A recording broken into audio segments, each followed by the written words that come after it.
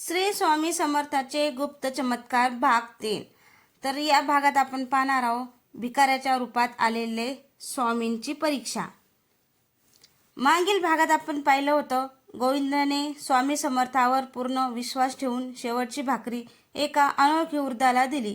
त्यानंतर स्वामीच्या कृपेने त्याचं कर्ज फिटलं आणि त्याने गावात अन्नछत्र सुरू केलं।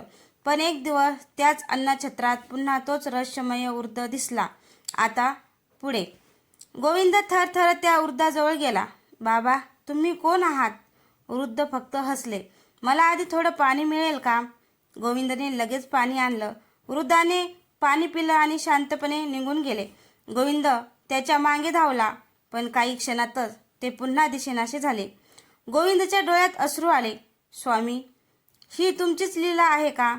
काही दिवसांनी गावात एक श्रीमंत व्यापारी आला।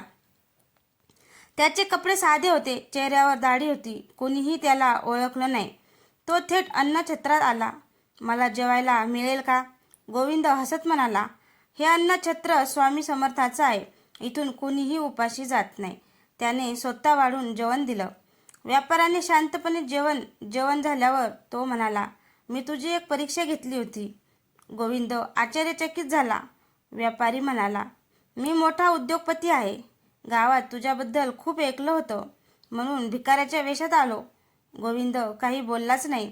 व्यापारी पुढे म्हणाला, आजपासून तुझ्या अन्नछत्राला सर्व खर्च मी करणार। गोविंदने लगेच नकार दिला। नाही साहेब, हे स्वामींचं काम आहे, तुमची मदत स्वीकारेन, पण हे अन्नछत्र फक्त पैशाने नाही, प्रेमाने चालेल। व्यापाऱ्याच्या डोळ्यात पाणी आलं। आजच्या काळात असे लोक फार कमी आहेत। त्या रात्री गोविंद स्वामीच्या फोटोसमोर बसून नामस्मरण करत होता। अचानक घरभर चंदनाचा सुगंध दरवळू लागला। दार खिडक्या बंद होत्या, तरीही मंद वारा वाहू लागला। समोर ठेवलेल्या स्वामी समर्थाच्या फोटोसमोरील दिवा स्वतः तेजाने पेटला। गोविंद आणि गौरी थक्क झाले। तेवढ्यात त्यांची मुलगी राधा धावत आली। बाबा, मला आत्ताच एक आजोबा दिसले। गोविंदने विचारले, कुठे? स्वामीच्या फोटोसमोर। त्यांनी माझ्या डोक्यावर हात ठेवला आणि म्हणाले, भिवू नकोस, मी तुमच्या पाठीशी आहे। हे ऐकताच गोविंद आणि गौरीच्या डोळ्यात आनंदाश्रू आले। दुसऱ्या दिवशी सकाळी गावातील मंदिरातील पुजारी धावत आला। गोविंद, लवकर चल। काय झालं? मंदिरात काहीतरी अद्भुत घडलं आहे। गोविंद मंदिरात पोहोचला। स्वामी समर्थाच्या मूर्तीसमोर ताजी फुल ठेवलेली होती, पण मंदिर रात्री कुलूप बंद होतं। आत कोणी जाऊ शकत नव्हतं। सगळे गावकरी आश्चर्याने एकमेकांकडे पाहत होते। पुजारी हळू आवाजात म्हणाला, ही फुलं कोणी ठेवली हे कोणालाच माहिती नाही। गोविंदने स्वामीकडे पाहून हात जोडले। त्याच्या मनात एकच भावना होती, स्वामी, तुम्ही अजूनही आपल्या भक्तांमध्ये वावरत आहात। पण त्या क्षणी मंदिराच्या दारात एक अनोळखी तरुण उभा होता।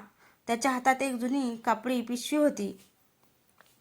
तो गोविंदकडे पाहत म्हणाला, माझ्याकडे स्वामी समर्थांनी तुमच्यासाठी एक संदेश पाठवला आहे।